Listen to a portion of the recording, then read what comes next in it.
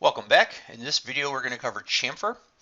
Chamfer is very similar to fillet in that it is involving a corner, and we're going to go ahead and pick our four corners, and we can see that we now have an angled cut in the corner.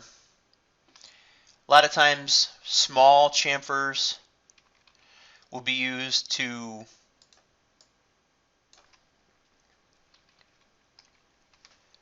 deburr apart. You could even go smaller than this, say like 5/1000ths of an inch, and that very small chamfer will take care of clean up any rough edges that are left by machining.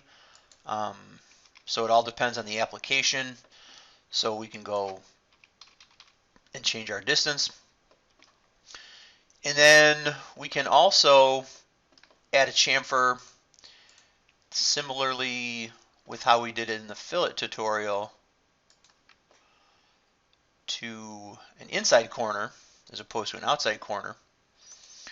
And now we're left with that situation there. We can also change this to a distance and an angle. So now our chamfer goes away and things get a little bit different. We can change our angle to be 30.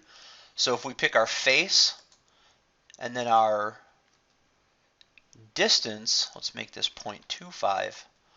So now we can see that instead of a 45-degree chamfer, we've got a 30-degree chamfer. Now this will not allow us to have multiple edges selected in the same feature. So what I would have to then do is go through and chamfer all of my other corners individually. Now don't forget, you can set those dimensions to be equal to each other. So if we go to chamfer 1, we can see that we've got D21 and D23. So now if I select distance and angle again, my face, D21, D23, and now even though it's a different feature, if I go in to chamfer 1 and let's change this to 0.5, we can see that this chamfer does not exist because we've rolled back in time.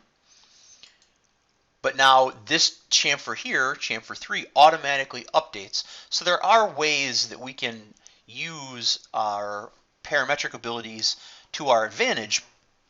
It's just a matter of thinking about how that part needs to behave.